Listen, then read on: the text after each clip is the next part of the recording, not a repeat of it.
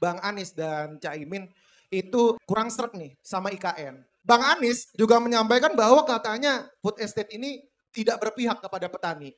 Jadi Bang Anies ini mau bangun apa sih di Kalimantan? Ini pertanyaannya bagus.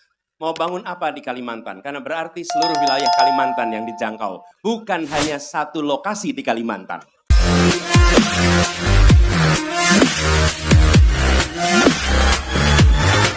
Oke, Bang Anies.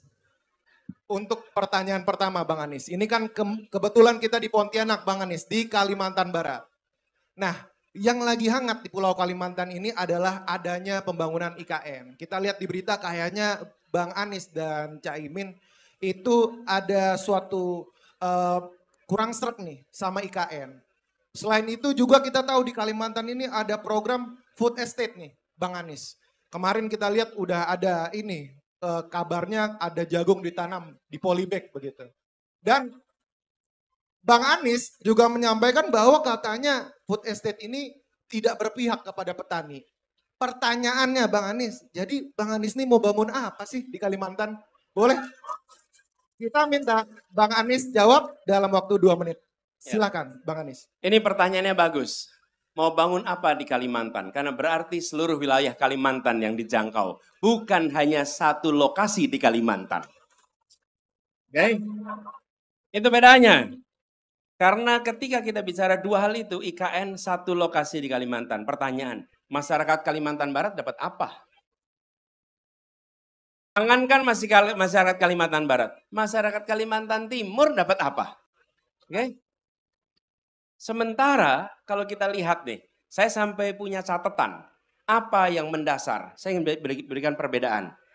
Antara keinginan dengan kebutuhan. Kalau Anda punya keinginan dan kebutuhan, mana dulu yang diselesaikan? Mana dulu? Kebutuhan. Dan ketika bicara kebutuhan, tadi saya bicara juga dengan Monsignor Agustinus, kebutuhan paling utama salah satunya adalah tentang peningkatan kualitas manusia. Betul? Kesehatan pendidikan. Saya sampai cek datanya. Datanya di 5 provinsi Kalimantan ini, ada kelas yang rusak berat itu jumlahnya 10.000 ruang kelas. Oke? 79.000 itu SD, SMP, SMA sampai dengan SLB. Dan kalau dicek nih, di Kalimantan Barat sendiri, itu ruang kelas yang rusak berat itu jumlahnya 28.000 ruang kelas berat. Sekarang, apakah itu perlu dibiarkan? Kalau tidak, lebih baik uangnya digunakan untuk memperbaiki kualitas manusia gitu. Nih, kita ingin di Kalimantan jalan-jalan terbangun dengan baik. Betul. Dan datanya nih, Kalimantan Barat ini salah satu provinsi di antara 10 provinsi yang paling banyak jalan rusaknya. Yang jalan rusak di Kalimantan Barat ini jumlahnya berapa? 3.700 km jalan rusak. Oke? Haruskah itu dibiarkan? Gunakan dananya untuk perbaiki jalan-jalan rusak di sini. Jadi, ketika kita bicara tentang pembangunan, pikirkanlah pembangunan untuk satu pulau, untuk seluruh penduduk di pulau ini. Bukan hanya satu lokasi, kemudian seakan-akan semua mendapatkan sesuatu. Tidak, yang mendapatkan adalah mereka yang bekerja di tempat itu. Mereka yang tidak bekerja di tempat itu, mereka tidak mendapatkan apa-apa. Oke? Pertanyaannya, mungkin kita bangga karena ada sebuah kota terbangun di pulau kita.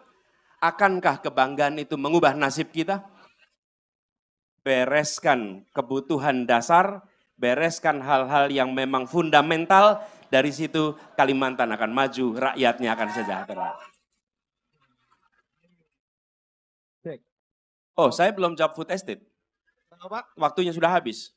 Iya, jadi saya tadi waktunya udah habis Bang Anies. Cuman tadi saya mau motong juga kayak nanti malah dipotong. Saya mau lanjutin gitu. Jadi saya agak takut juga. Nih rame banget Bang Anies soalnya.